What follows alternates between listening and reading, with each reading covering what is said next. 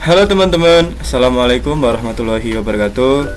Pada video partikum kali ini mengenai tentang uji golongan darah dengan sistem ABO dan sistem Rhesus atau RH.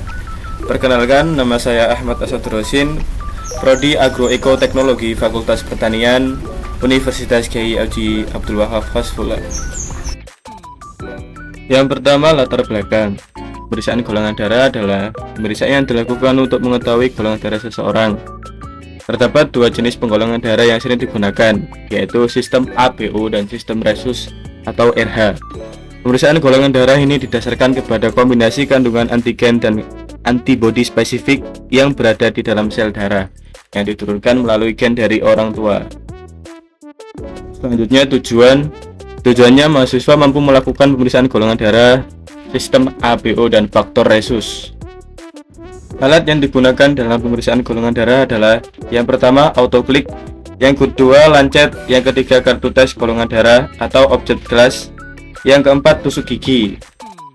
Selanjutnya, bahan yang digunakan dalam pemeriksaan golongan darah adalah yang pertama reagen anti A, yang kedua reagen anti B, yang ketiga reagen anti AB, yang keempat reagen anti D atau Rhesus, yang kelima kapas alkohol. Cara kerja. Yang pertama, siapkan kartu uji atau objek gas. Terlebih dahulu, yang telah diberi nomor. Ambil darah dari jari pasing dengan menggunakan autoklik. Kaget dikit, hahaha. Kemudian, teteskan darah pada kartu uji. Sebanyak 4 kali pada tempat yang berbeda. Teteskan reagen anti A sebanyak 1 kali tetes. Pada sampel darah pertama. Pada sampel 2 ditetesi reagen anti B. Reagen anti AB. Dan yang terakhir reagen anti D Rhesus. Lalu aduklah dengan gerakan memutar menggunakan tusuk gigi. Dengan setiap sampel berbeda ujung tusuk giginya.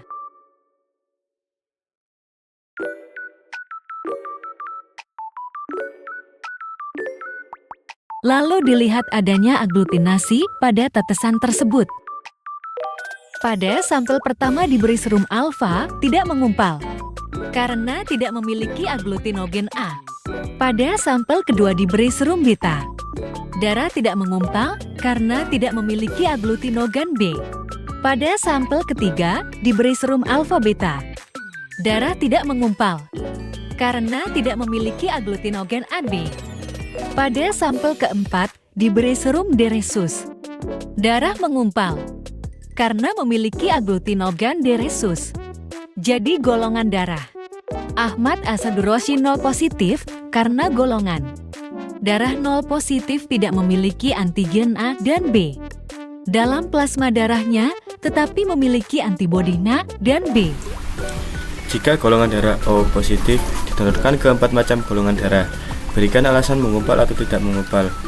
Golongan darah positif dapat ditentukan ke semua golongan darah lainnya, A positif, B positif, AB positif, dan O positif, tanpa menyebabkan pengumpalan. Tetapi ada beberapa faktor yang perlu diperhatikan. Kemudian, aglutinasi dan aglutinin. Aglutinasi yaitu proses pengujian yang digunakan untuk mengelompokkan golongan darah berdasarkan reaksi antara antigen dan antibodi. Sedangkan aglutinin yaitu antibodi yang terdapat dalam plasma darah berfungsi untuk mengumpulkan aglutinogen pada sel darah merah yang menyebabkan partikel-partikel darah mengumpal. Antigen.